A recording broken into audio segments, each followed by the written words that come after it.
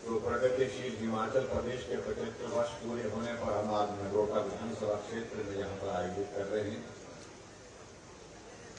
हमारे बीच में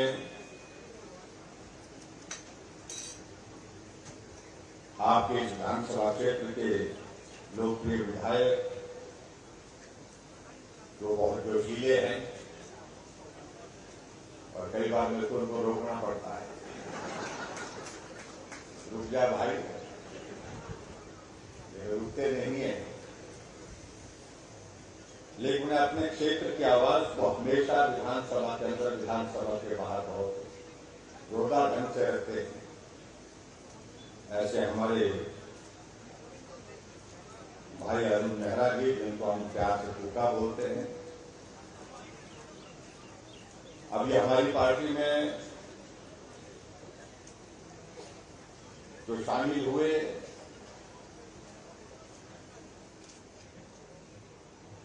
जिनको कांग्रेस पार्टी ने वर्किंग प्रेसिडेंट के नाते बड़ी एक जिम्मेवारी दी थी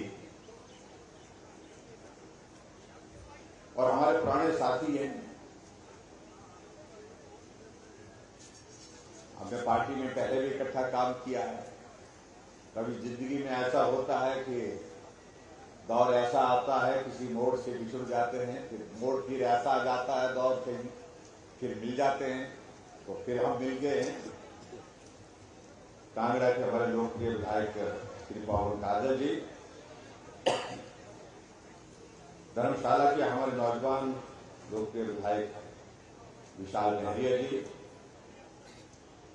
और यहाँ इस विधानसभा क्षेत्र का प्रतिनिधित्व करने के लिए जिनमें वर्षों तक आपकी सेवा की, लंबे समय तक 3 बार आप विधायक रहे, पूर्व विधायक आदरणीय रामचंद्र भाटिया जी, जिला के अध्यक्ष श्री चंद्रभूषण नाग जी, हमारे बीच में गौ सेवा आयोग के वाइस चेयरमैन श्री अशोक शर्मा जी, हमारे बीच में हमारी पार्टी में अभी हाल ही में शामिल हुए धर्मशाला से भाई राकेश चौधरी जी, पार्टी के हमारे साथी श्री भवानी जी, मंडल के अध्यक्ष विनय चौधरी जी, और यहाँ पूर्व में मंडल के अध्यक्ष रही सुशीला भाटिया जी, पार्टी के हमारे साथी अमित जी, यहाँ deputy commissioner Kangra, SP Kangra, विभागों के सभी अन्य अधिकारीगण, पंचायती राज संस्थाओं के सभी चुने हुए प्रतिनिधि, देवीय सज्जनों और पत्रकार मित्रों, सबसे पहले तो मैं क्षमा चाहूंगा कि मैं आप सबके बीच में देरी से पहुंचा, और देरी से पहुंचने की वजह हमारे साथी ने यहाँ पर आपके बीच में कह भी दी, अरुण जी ने। और जब शिमला से आज के इस कार्यक्रम में आप सबके बीच में यहाँ आने का कार्यक्रम बन रहा था, तो एक बार ऐसे हालात से ऐसा लग रहा था कि जाना नहीं हो पाएगा। बहुत तेज बुखार और तबीयत बिल्कुल ठीक नहीं थी, और डॉक्टर ने कह दिया था कि कम से कम 2-3 दिन आप आराम करिए। फिर मुझे ये लगा कि आप सब लोग यहाँ इकट्ठा होकर के इंतजार कर रहे हैं, और वैसे भी नगरोटा बगुआ में इस विधानसभा क्षेत्र में बहुत लंबे अरसे से आना नहीं हुआ। अगर आज मेरा पहुंचना नहीं हो पाएगा तो फूका मुझे छोड़ेगा, क्योंकि ये लड़ते हैं, अपने लिए नहीं लड़ते, लोगों के लिए लड़ते हैं। इसलिए मैंने कहा कि भाई कुछ दवाई दे दो कि मैं जाकर के वहां पहुंच सकूं। तो सुबह दवाई खा करके फिर उठ करके हम चल पड़े और आप सबके बीच में यहाँ पर पहुंचे। आप सबके दर्शन करने का सौभाग्य प्राप्त हुआ। आप सबका मैं बहुत बहुत धन्यवाद करता हूँ, बहुत बहुत अभिनंदन।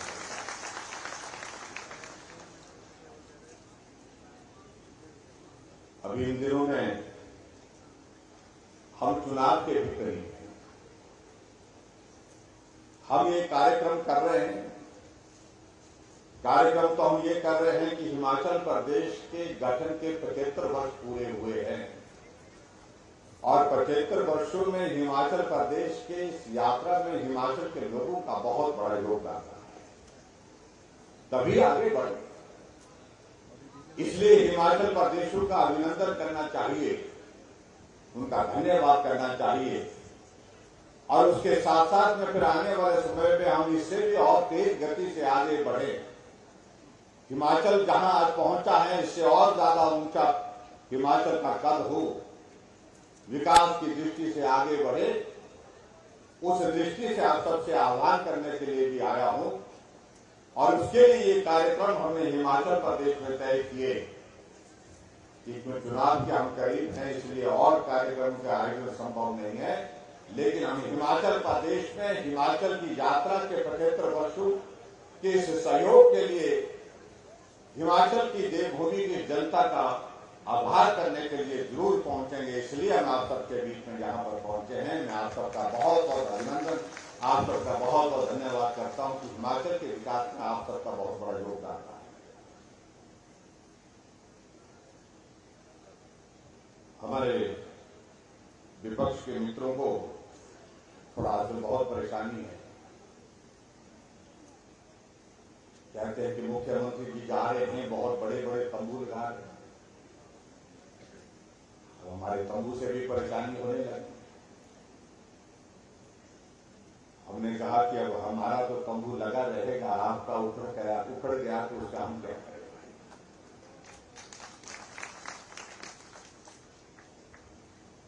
मैं इस बात को लेकर के कहना चाह रहा हूं, यह हमारा दायित्व बनता है, जिम्मेदारी बनती है बतौर मुख्यमंत्री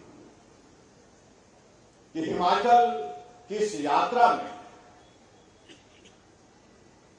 बहुत लंबा संघर्ष जो हिमाचल ने किया है उसके इतिहास के बारे में हम लोगों के बीच में अपनी बात करें, ताकि आने वाली पीढ़ी भी इस बात को समझे कि हिमाचल की का गठन से लेकर के हिमाचल के आज तक के इस दौर में हम इस यात्रा में हम कहां पहुंचे और कैसे पहुंचे।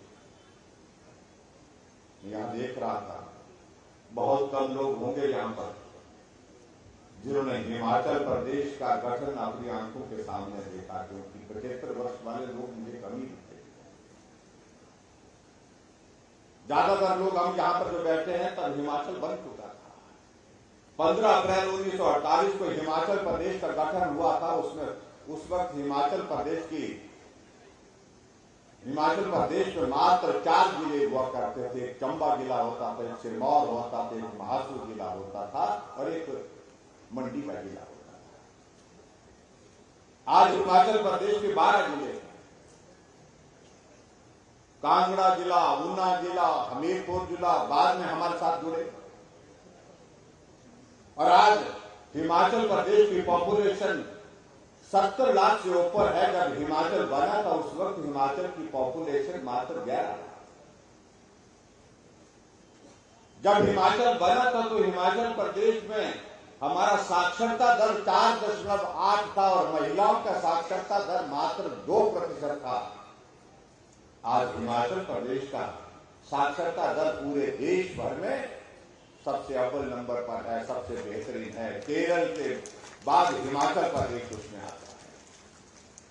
जब हिमाचल बना था उस वक्त हिमाचल प्रदेश में 228 किलोमीटर सड़कें थी और आज हिमाचल प्रदेश में सड़कों की लंबाई 40,000 किलोमीटर है। अगर इस यात्रा में हम यहां पहुंचे तो स्वाभाविक रूप से हिमाचल प्रदेश के बहुत सारे मेहनतकश लोगों ने मेहनत करके इस हिमाचल को आगे बढ़ाया होगा और जिन मेहनतकश लोगों ने इस हिमाचल को आगे बढ़ाया उनका आभार करने के लिए अगर हम लोगों के बीच में जाकर के बात कहने के लिए जाएं तो मुझे लगता है कि किसी को कोई आपत्ति नहीं होनी चाहिए। बहुत विचित्र लगा जब मैं एयरपोर्ट आज उतरा, हमारे मीडिया के मित्र हमारे सामने जो है कैमरा तान करके खड़े हो गए। हम गाड़ी में बैठने लगे, हमने कहा अभी तो आए हम कार्यक्रम में, मुझे जाना नहीं, आपको एक प्रश्न हमने पूछना। अमेरिका जी पूछिए कि गाड़ी में बैठते बैठते उनका प्रश्न सुना, बहुत विचित्र लगा कि कांग्रेस पार्टी ने कहा जो मुख्यमंत्री कार्यक्रम कर रहे हैं हिमाचल प्रदेश में, हम हाई कोर्ट में जाकर के उस पर रोक लगाने चाहते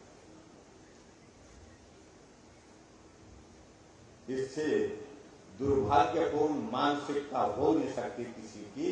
अगर लोकतंत्र में रहते हैं तो लोकतंत्र का सम्मान करना भी सीखिए। हमने कहा कि हाई कोर्ट नहीं, सुप्रीम कोर्ट जाएंगे। मैं इस प्रदेश का चुना हुआ मुख्यमंत्री हूं। हिमाचल प्रदेश में मुख्यमंत्री एक होता है, चाहे कोई भी रहा हो आपसे पहले। एक संवैधानिक व्यवस्था के अनुरूप हूं और एक संवैधानिक व्यवस्था के अनुरूप मुख्यमंत्री के तौर पर मुझे हिमाचल प्रदेश के हर क्षेत्र में जाने से कोई ताकत नहीं रोक सकती। अगर आज मैं आपके इस विधानसभा क्षेत्र में आया हूं तो आपके इस विधानसभा क्षेत्र में 40 शिला पट्टिकाएं उद्घाटन की लगी हैं और उसके बाद 40 शिला पट्टिकाओं के साथ साथ में यहां पर 15 शिला पट्टिकाएं जो है शिलान्यास की लगी हुई हैं। कुल मिलाकर उद्घाटन और शिलान्यास जो है 55 उद्घाटन और शिलान्यास आपके इस विधानसभा क्षेत्र में इस कार्यक्रम के तुरंत बाद हम करने जा रहे हैं और जिस पर राशि 335 करोड़ रुपए खर्च करने हम जा रहे हैं। ये मैं आपके लिए बधाई भी देता हूं। और कांग्रेस वाले बोलते हैं कि हम सुप्रीम कोर्ट में जाकर के हम रोक लगाएंगे। हम आपके हर क्षेत्र में, हम आपके क्षेत्र में विकास को गति देने के लिए यहां पर आए। हाँ, जिस दिन चुनाव आचार संहिता लग जाएगी, आएंगे तो उस दिन भी हम, उसके बाद भी आएंगे, लेकिन उस वक्त हम उद्घाटन और शिलान्यास की रस्म नहीं कर सकते व्यवस्था के अनुरूप। लेकिन जब तक आचार संहिता नहीं लगती है तो उस वक्त तक कोई ताकत नहीं रोक सकती है। मैं क्योंकि संवैधानिक व्यवस्था के अनुरूप मैं कर रहा हूं, इस वक्त किसी बात को लेकर के कांग्रेस को परेशान नहीं होना चाहिए। इसे एक बात बड़ी साफ हो जाती है कि आखिरकार उनकी सोच क्या बनती जाती है।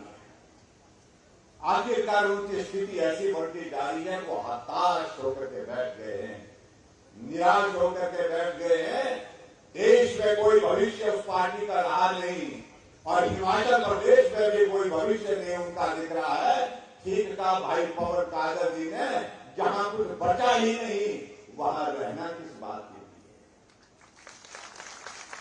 पूरे देश की स्थिति आपके सामने। और इसलिए इस बात को भी मैं कहना चाह रहा हूं, उसके लिए दोषी हम नहीं है। मंच पर बैठे हुए हम लोग, आप लोग दोषी नहीं है। इस हालात के लिए अगर कोई दोषी है तो दोषी वो अपने आप है, क्योंकि उनके काम करने के तरीके ही ऐसे रहे जिसके कारण जो है आज उनका पूरे देश भर में नाम लेने के लिए कोई क्या। मैं बेटितर देख रहा था, महंगाई पर दिल्ली में एक रैली की 3 दिन पहले, 2 दिन पहले, और उस रैली में उनके नेता, प्रदेश के जो राष्ट्रीय देश के जो अध्यक्ष हैं उस पार्टी के, वो मंच पर संबोधित करने के लिए खड़े हो गए और संबोधित करते करते आटा भी लीटर के हिसाब से आपको दे रहे हैं। इससे बड़ा दुर्भाग्य कोई और हो नहीं सकता है। जिन्होंने आटा खरीदा ही नहीं, वो लीटर में मिलता है या किलो में मिलता है मालूम नहीं हो सकती है बेचारे। उनको कहां खड़ा कर देते हैं ऐसी जगह, ऐसी परिस्थिति में, ऐसे हालात। परिवार के नाम से चलती है पार्टी।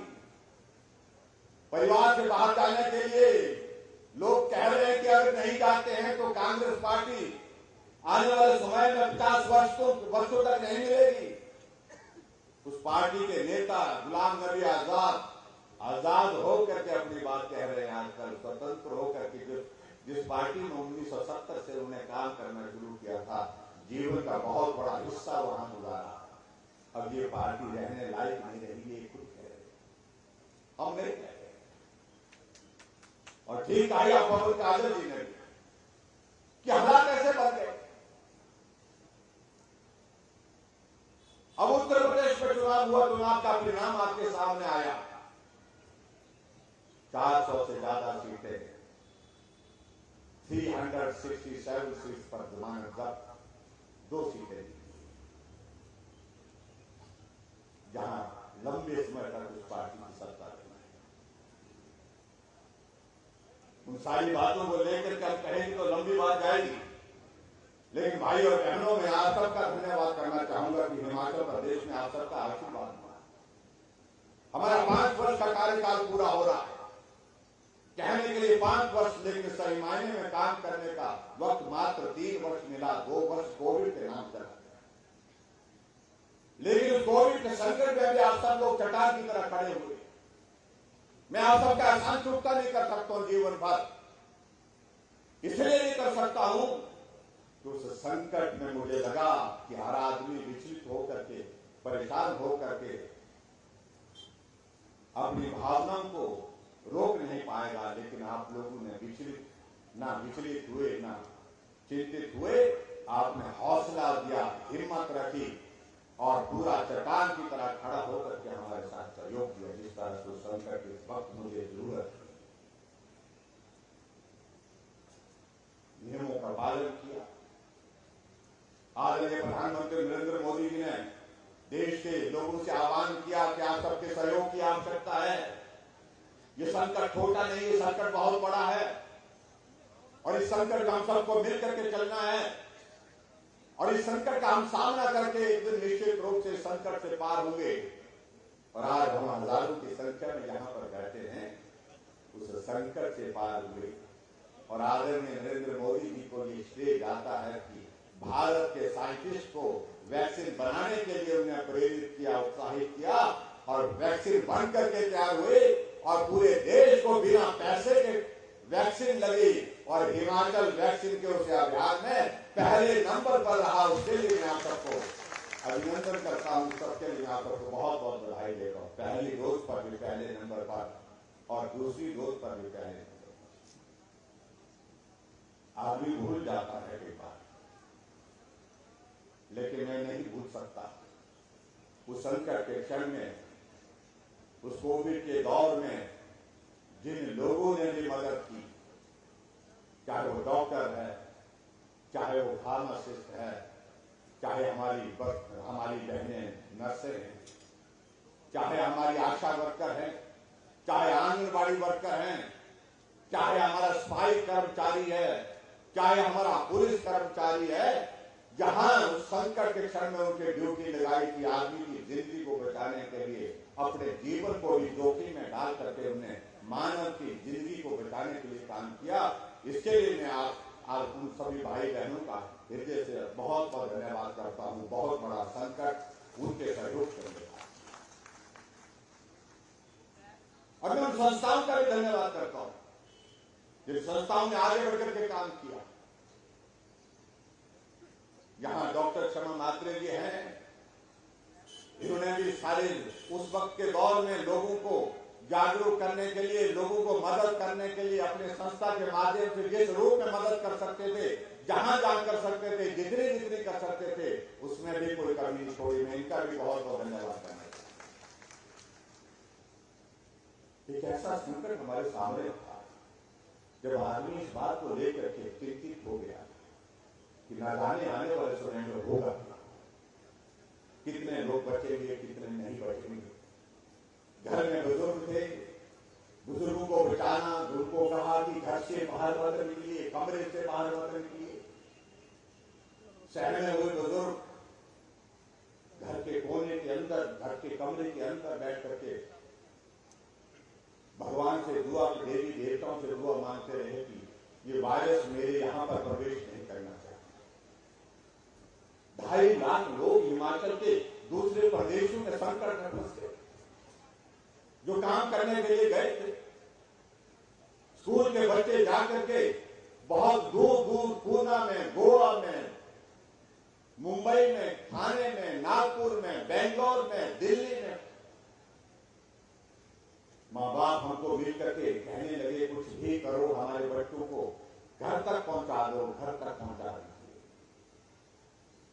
राजस्थान के कोटा में हमारे हिमाचल के बच्चे पढ़ाई के लिए, कोचिंग के लिए गए। बच्चों ने वीडियो बना करके हमको भेजे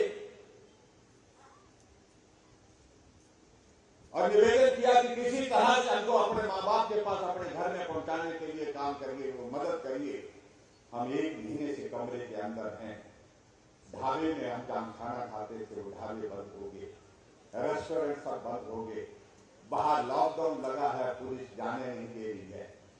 हम जहां थोड़ी देर के लिए लॉकडाउन में छूट मिलती है तो फल या कुछ ऐसी कोई चीज जो ब्रेड मिल गया, फल मिल गए, उसके साथ अपना गुजारा चला रहे हैं। हाथ जोड़ करके बच्चों ने कहा कि हमें घर पहुंचाइए।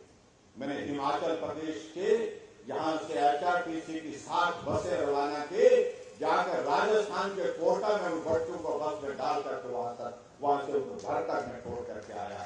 हमने इस तरह से काम करने की 5000 नौजवान हमारा गोवा में होटल में, रेस्टोरेंट में काम करने के लिए गया हुआ था। मैंने कभी कल्पना नहीं की थी। गोवा के कुछ बच्चों ने हमको अपना कॉन्टैक्ट नंबर दिया कि हम आज शाम को इतने बजे आपके साथ 5 मिनट के लिए वीडियो कॉन्फ्रेंस के माध्यम से जुड़ना चाहते हैं। हम बहुत बड़े संकट में हैं।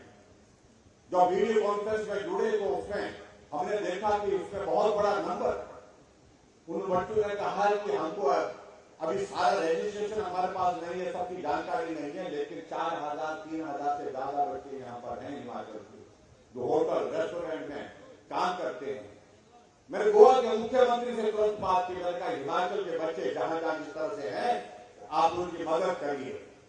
बाद में हमने रजिस्ट्रेशन शुरू की, तो रजिस्ट्रेशन कितने बच्चों की हुई? गोवा में रहने वाले हिमाचल के बच्चों का रजिस्ट्रेशन का नंबर 5000 पहुंचा। 5000 बच्चे हिमाचल के गोवा में। बच्चे कहने लगे हम घर जाने दीजिए, घर का हमको ले जाने का कुछ इंतजाम करिए। बहुत मुश्किल काम था। 100 होते, 200 होते, 500 होते तो भी सोचते। दिल्ली में बात की मैंने गृह मंत्री जी से, उन्होंने कहा कि कितने बच्चे हैं? हमने कहा कितने बच्चे हैं? तो उनके साथ आप कोऑर्डिनेट करिए, हम स्पेशल ट्रेन चलाएंगे। 5 ट्रेनें हमने गोवा से सीधे वहां से चलाई कालका के लिए और ऊना के लिए, और 5 ट्रेनों में बच्चों को 5000 बच्चों को गोवा से ले करके वहां से फिर आगे जो है ऊना और कालका पहुंचने के बाद HRTC की बसों में उनको घर तक पहुंचाया। हमें सेवा का काम करना था। वो एक ऐसा संकट था, काम एक जगह, आदमी की जिंदगी बचाना, ये हमारी प्राथमिकता उस वक्त होगी। पूना से बच्चों को लाया स्पेशल ट्रेन से, मुंबई से स्पेशल ट्रेन से, दिल्ली से लाया, बेंगलोर से लाया। मैं इन बातों का जिक्र कर रहा हूं कि मुझसे पहले जो मुख्यमंत्री रहे, 5 मुख्यमंत्री और भी रहे, उनको ये सब करना नहीं पड़ा।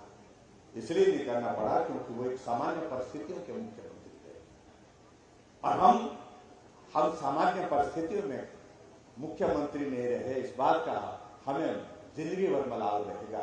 अगर सामान्य परिस्थितियां होती तो काम करने का तरीका कुछ और होता है, और तरह की सारी डेवलपमेंट की अगर बातें होती तो कुछ और तरह की। लेकिन फिर भी भाई और बहनों, जो किया जा सकता था वो करने की कोशिश की।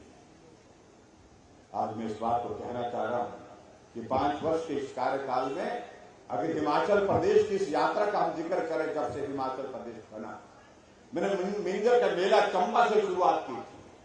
जब मैंने उसमें वो प्रदर्शनी देखी, यहां पर भी प्रदर्शनी लगी है, मेरा आप सबसे निवेदन है कि प्रदर्शनी जरूर देख करके जाएं।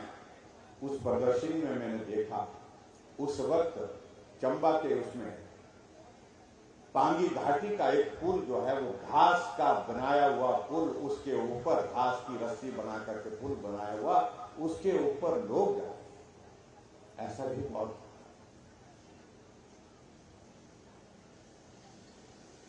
नदी पार करने का कोई रास्ता नहीं था।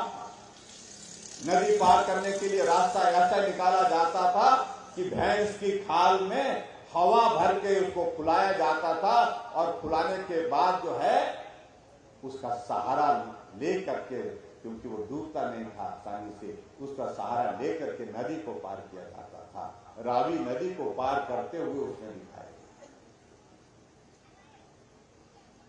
और ये भी सत्य है कि उस वक्त के उस दौर में कितने लोग जिनके हाथ से वो भैंस का खाल जो फुलाकर हवा में उसमें हवा डाल करके जो है नदी पार करने का एक तरीका निकाला गया, कितने लोगों के हाथों से वो भैंस की खाल छूट गई और जिंदगी तमाम हो गई, गिनती नहीं। और आज हिमाचल प्रदेश में हम देखते हैं कि पुल बन गए, सड़कें बन गई। आज मेरे हिमाचल प्रदेश में सड़कों की लंबाई उस वक्त 288 किलोमीटर थी, आज हिमाचल प्रदेश में 40,000 किलोमीटर सड़क हिमाचल प्रदेश में बनी है। इसका जिक्र करने के लिए लोगों के बीच में जब हम जा रहे हैं तो कह रहे हैं कि हम हाई कोर्ट में जाएंगे, इससे बड़ा दुर्भाग्य नहीं हो सकता। भाई और बहनों, ये भी कहना चाहता हूं कि अगर सड़कें अगर 40,000 किलोमीटर हिमाचल प्रदेश में बनी है, इसमें सबसे बड़ा अगर श्रेय किसी नेता को जाता है, वो जाता है देश के पूर्व प्रधानमंत्री अटल बिहारी वाजपेयी जी को। 40,000 में से 20,000 किलोमीटर से ज्यादा सड़कें अटल जी की प्रधानमंत्री ग्राम सड़क योजना के माध्यम से शुरू और पूरी हो गई। इसलिए बहुत सारी चीजों का हम जिक्र करें तो बहुत लंबी बात जाएगी, मैं उन सारी बातों में भी जाना चाहता हूं। हमने हिमाचल प्रदेश में देवभूमि हिमाचल प्रदेश को देव संस्कृति के अनुसार देवभूमि को आगे बढ़ाने की कोशिश की। जो हमारे साथी आज प्रश्न खड़ा करते हैं, जो लंबे समय तक सत्ता में रहे, अगर उनकी अगर हम बात कहते हैं, हिमाचल प्रदेश में हमारे से पहले और आज के इस कार्यकाल में, इस 5 वर्ष के कार्यकाल में, मैं कह सकता हूं दावे के साथ, अगर विकास की अगर हम बात करें तो हमारे हर क्षेत्र में विकास करने में हम उनसे ज्यादा विकास करने में हम सफल हुए। वो 4 लाख लोगों को पेंशन देते थे, हम 7.5 लाख लोगों को पेंशन दे रहे।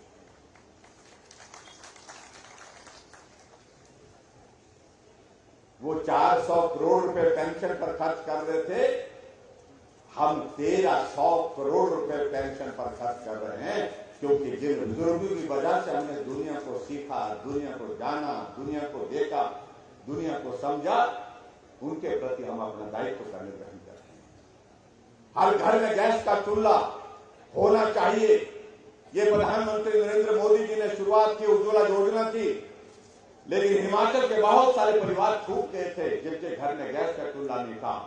हमने कहा एक भी घर नहीं छोड़ेंगे, हर घर में गैस का चूल्हा पहुंचाया। 3,35,000 गैस के चूल्हे हर घर में पहुंचा करके गरीब से गरीब परिवार भी आज खाना गैस पर बनाने की स्थिति हो गया, क्योंकि हमने हर घर में गैस का चूल्हा दिया।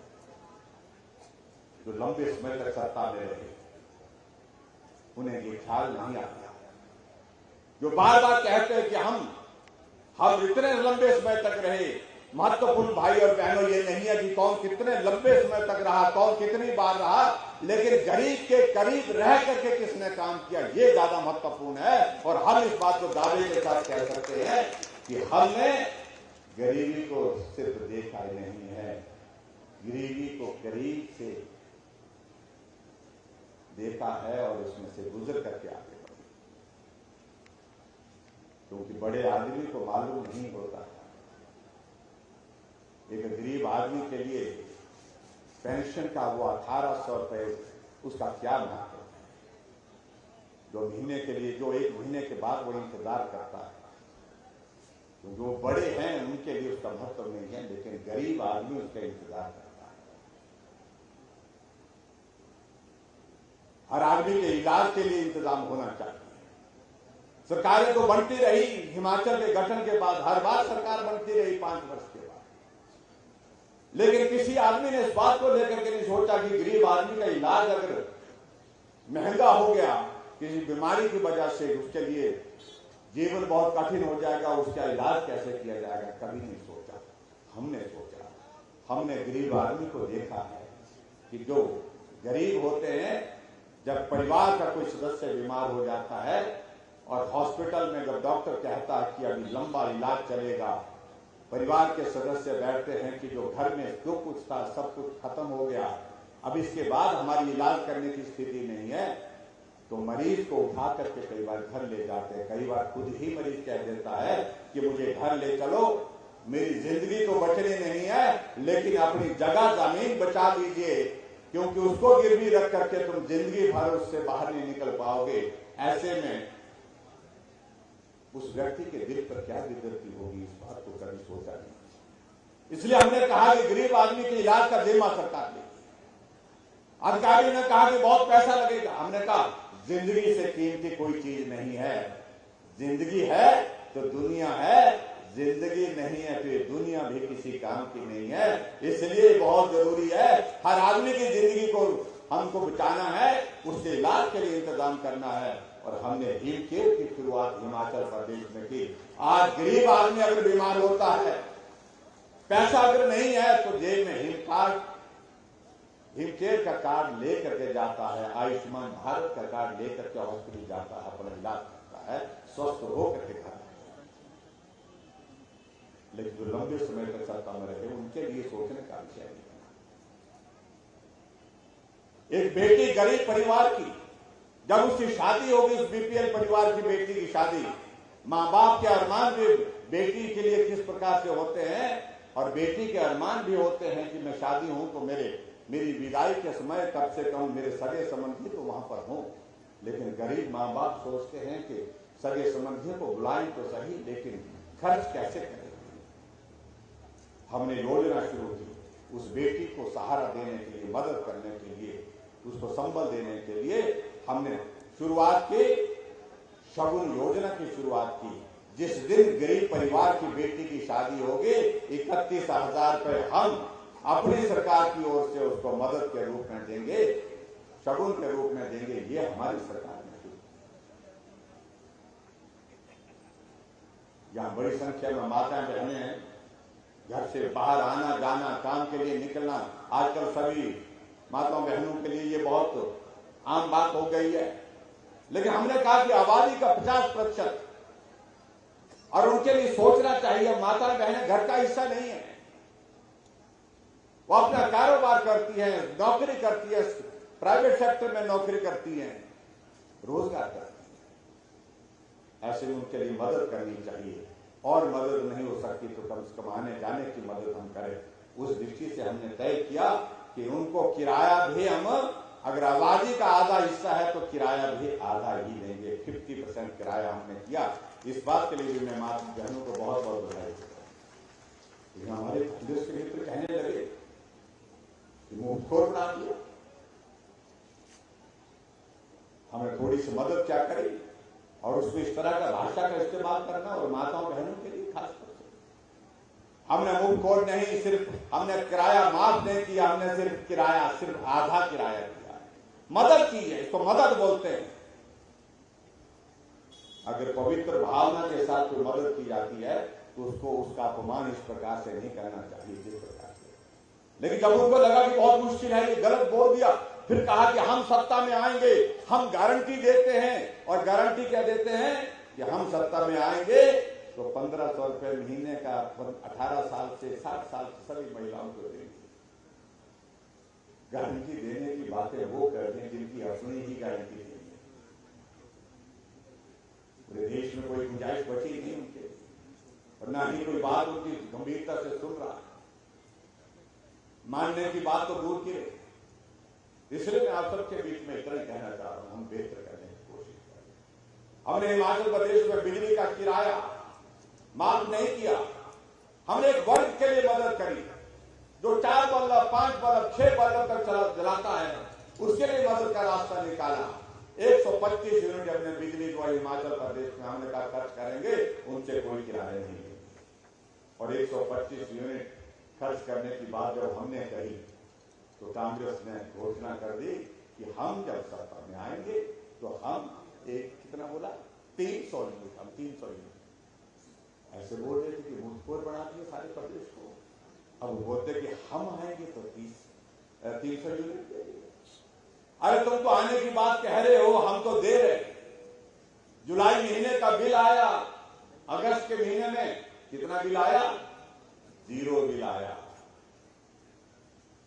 और अगस्त का अभी सितंबर में आएगा, वो भी कितना दावे के साथ कहूँ, जितनी माताएं बहनें जितने यहाँ पर सारे बैठे हैं, किसी के घर में कोई कारोबार होगा तो बात अलग है, कोई काम होगा और काम से करते होंगे बिजली का उपयोग तो बात अलग है, अन्यथा सबके घर में 125 यूनिट से कम खर्च करने वाले उनके घर में 0 बिल आएगा।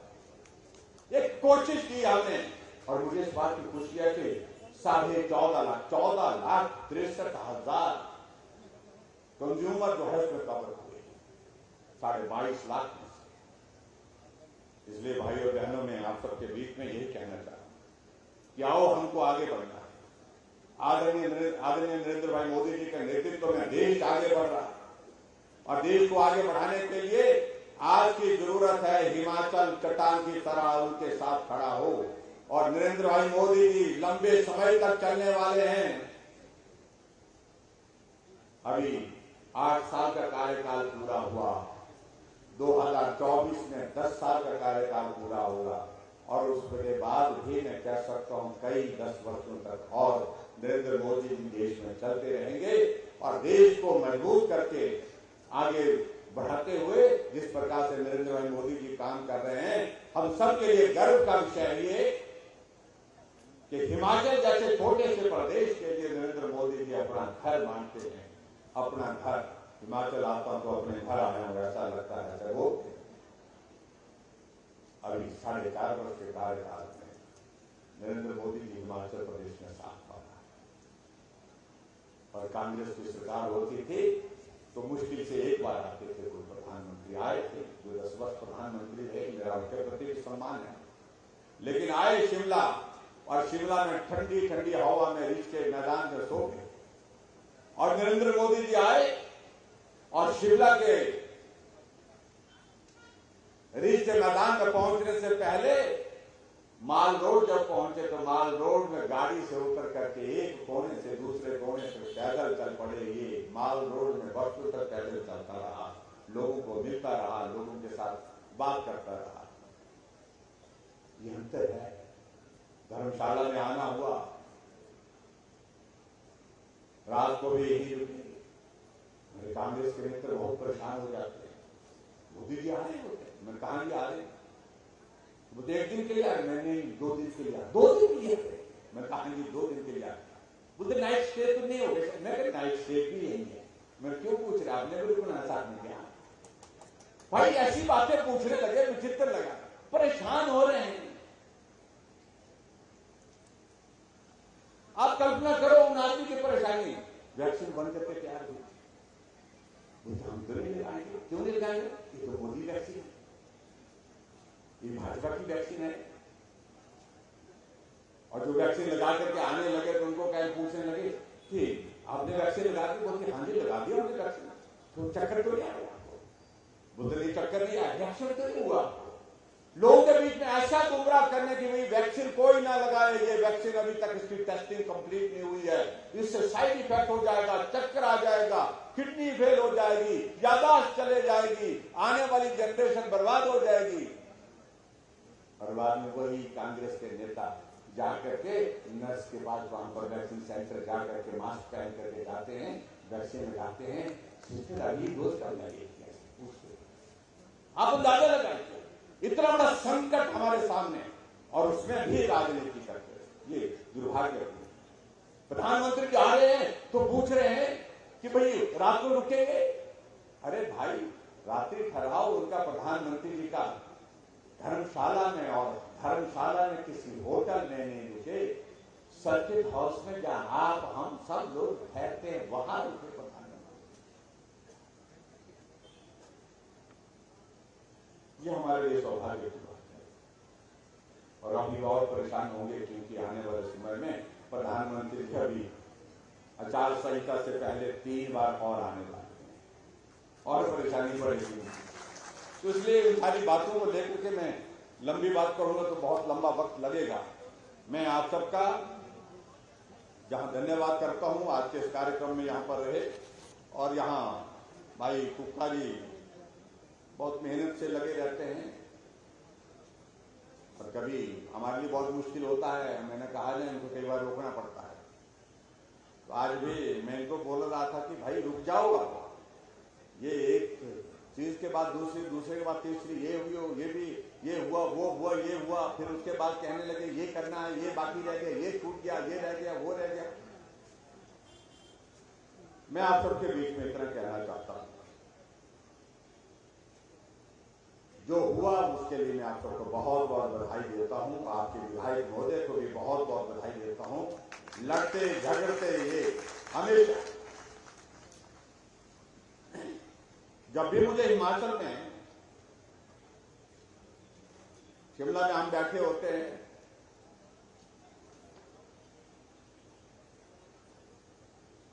जब कोई मुद्दा ऐसा होता है जिस मुद्दे पर मुश्किल होता है, जिसके लिए हम कह देते हैं कि ये नहीं होगा भाई, ये लेकर के आ जाते हैं कुछ एमएलए को लेकर के साथ, और फिर मेरे को समझाते हैं कि ये इस तरह से होना, इस तरह से ये करना पड़ेगा।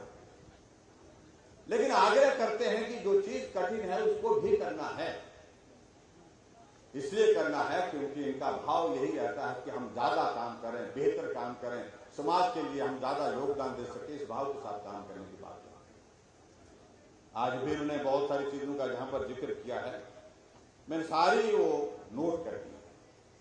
अभी के इन कार्यक्रमों में हमने तय किया है कि हम बहुत ज्यादा अनाउंसमेंट नहीं कर रहे हैं, एक आधी चीज को लेकर के जहां करने की बात होती है वो करते हैं। लेकिन ये जो जहां तक आपने 2-3 को आपने स्कूल का जिक्र किया है, उन स्कूलों का चाहे वो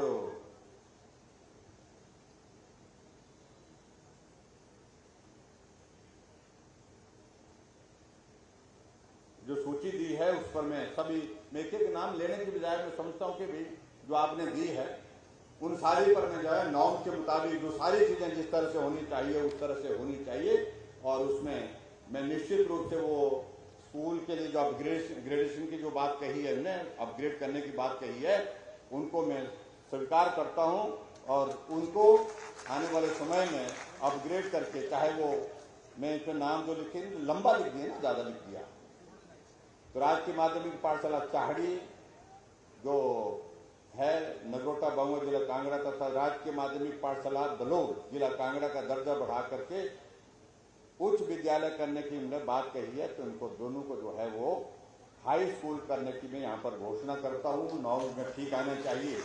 बच्चे बुच्चे हैं ना, ऐसे मार रहे, गप्पे मार रहे हैं। इसके अलावा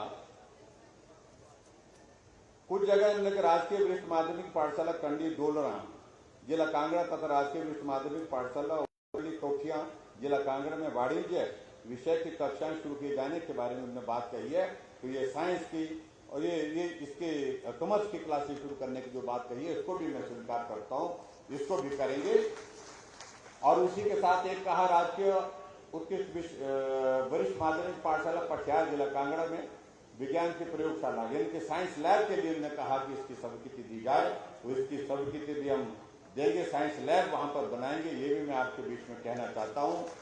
एक दो उन्होंने बात कही है नगरोटा बगुआ में जो खासतौर से आपकी इस कॉन्स्टिट्यूंसी के अंतर्गत जो है वो गुड़ों के लिए उन्होंने कहा कि भी वहां पर एसडीएम के दफ्तर की बात कही गई है।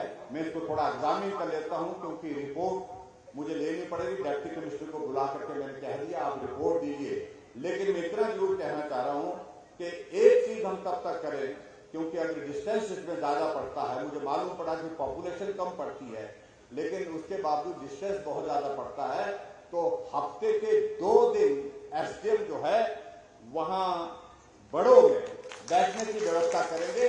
इस बात को हम सुनिश्चित करेंगे ताकि वहां के लोगों को यहां आने की आवश्यकता न पड़े, उनके समस्याओं का समाधान वहीं पर हो सके। और उसके बाद फिर आगे हम एग्जामिन कर लेंगे सारी चीज को लेकर के। जब इस तरह की बात होगी तो उस बात को फिर आगे पूरा रिपोर्ट आने के बाद विचार करेंगे।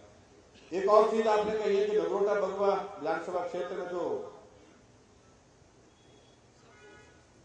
चंगर क्षेत्र में जो बड़ों में फायर स्टेशन की बात कही है, तो यहाँ फायर स्टेशन की अगर बात कही है तो ये भी डिस्टेंस के हिसाब से बताया गया काफी पड़ता है ये।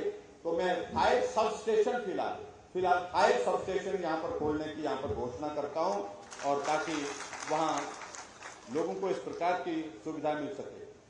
बाकी जहां पुलिस चौकी बड़ों के लिए का दर्जा बढ़ाकर पुलिस थाना की बात कही गई है, और इसके लिए मैंने एसपी महोदय जी को कहा कि इसकी रिपोर्ट हमको आप बना करके दे दें। जैसे वो रिपोर्ट आती है, उस रिपोर्ट के मुताबिक अगर वहां कंप्लीट जस्टिफिकेशन उसका बनता है, पॉपुलेशन एंड डिस्टेंस दोनों को चीज को लेकर के उस तरह से करेंगे। और इसके अतिरिक्त इन्होंने कुछ चीजों को लेकर के अलग अलग जो है वो सूची इनके पास अपने पास है। जो पैसों के सिलसिले में इन्होंने बात कही है, कुछ सड़क का जिक्र किया है, कुछ अलग अलग योजनाओं का जिक्र किया है। मैं इतना ही इनको कहना चाह रहा हूं कि अपने विधानसभा क्षेत्र के उन कामों की सूची हमको दे दें, सड़कों का जिक्र जिनका इन्होंने कहा है, उनमें मैं इनके लिए अतिरिक्त धनराशि 1 करोड़ रुपए स्वीकृत करता हूं। सूची उनका ही देंगे और 1 करोड़ रुपए हम देंगे, इतना मैं कहना चाहता हूं। एक जो कोर्ट वाली जो बात कही है, जो उपमंडलीय अधिकारी सॉरी जो उप न्यायालय सब कोर्ट की बात कही गई है, इसकी एक फॉर्मेलिटी होती है जो हाई कोर्ट से प्रोसेस होकर के आती है। अगर वो उसमें नॉर्म्स के मुताबिक ही आता है तो इस पर भी हम निश्चित रूप से इस प्रक्रिया को आगे बढ़ाकर इसको भी पूरा करेंगे। ये मैं आपके बीच में कहना चाहता हूं। बाकी मेरा आप सबसे यही निवेदन है कि ये नगरोटा बगवा बहुत मुश्किल के बहुत संघर्ष के पश्चात जो है वो जीती है भाई। संघर्ष में कमी मत छोड़ना, ये चाहिए, साथ चाहिए। हिमाचल में भाजपा की सरकार बनने जा रही है। हम रिवाज बदलने जा रहे हैं हिमाचल प्रदेश में, और रिवाज बदलने की अगर हम बात कहते हैं तो हमारे कांग्रेस के मित्र बहुत परेशान हो रहे हैं। हमने कहा हमसे काहे को परेशान होते भाई, रिवाज पूरे देश में बदल गया। उत्तराखंड में रिवाज बदल गया, जहां सरकार हर 5 वर्ष के बाद बदलती थी, वहां भाजपा की सरकार फिर सत्ता में आ गई। रिवाज बदला तो हमारा क्या कसूर है। उत्तर प्रदेश में 37 वर्षों से यही चल रहा था कि 5 वर्ष के बाद सरकार बदल जाती थी। वहां चुनाव का परिणाम आए, योगी जी थे, फिर योगी जी आ गए, रिवाज बदल गया तो हमारा क्या कसूर है। हरियाणा में कभी सरकार बनती नहीं थी, 2014 में सरकार भाजपा की बनी, 2019 में फिर वहां पर भाजपा की सरकार बनकर के चल रही है। रिवाज बदला तो हम क्या करें भाई। मणिपुर में रिवाज बदला, गोवा में रिवाज बदला, और गुजरात में तो 25 साल का रिवाज कायम कर दिया। तो इसलिए जब पूरे देश में बदल रहा है रिवाज, तो हिमाचल में भी कैसे रोकेंगे, ये नहीं रुक सकता। किसी के कहने पर उनको मैं कहना चाह रहा हूं, आप लोगों के कहने पर नहीं रुकने वाला है। हिमाचल में निश्चित रूप से अब की बार रिवाज बदलेगा। और रिवाज क्या है, 5 वर्ष के बाद, जो 5 वर्ष के बाद बदलने का रिवाज रहता है सरकार को, उस रिवाज को बदलेंगे। भाजपा की सरकार है और फिर भाजपा की सरकार बनाएंगे। उसके लिए आप सबका आशीर्वाद चाहिए, और उसके लिए आप सबका आशीर्वाद। यहाँ हमारे कोका जी यहाँ पर बैठे हैं, यहाँ पर आपके सेवा में लगे हुए हैं, इनको दिल खोल करके आशीर्वाद दीजिए, अपना समर्थन दीजिए, सहयोग दीजिए। इतनी बात कहते हुए आज के इस कार्यक्रम में पीडब्ल्यू के गेस्ट हाउस के बात कही है नगरोटा में, फिर आप उसमें आराम मत करने बैठने जा रहे। रेस्ट हाउस बना दिया तो बोलते कि अब रेस्ट हाउस बन गया, थोड़ा आराम कर लेते हैं, इसलिए नहीं बनाया कि आराम करने का मौका न मिले। चलो, आपने ये कहा है तो पीडब्ल्यू का रेस्ट हाउस भी आपको यहाँ पर बना करके देंगे। इतनी बात कहते हुए आप सबका आज के इस कार्यक्रम में आए। हाँ जी, लाइटिंग है करेंगे, 180 लाइटें बंद पड़ी, इसके लिए हम बैठ करके बात करेंगे, इसका रास्ता निकालेंगे। तो लाइटें बंद पड़ी है बताइए। हाँ जी, 1 करोड़ दे दिए ना, जो भी है, जितने भी जो लाइटों का जिक्र यही करते हैं, जो यहाँ कर रहे हैं ये शिमला में भी करते हैं ऐसा। तो ऐसे में मैं इतना ही कहना चाह रहा हूँ, जो भी उसके लिए पैसा लगेगा वो पैसा आपको दे दिया जाएगा, ताकि वो लाइटें भी ठीक तरह से चलती रहें। इतनी बात कहते हो आप सबका बहुत बहुत धन्यवाद। नमस्कार, जय हिंद, जय हिमाचल।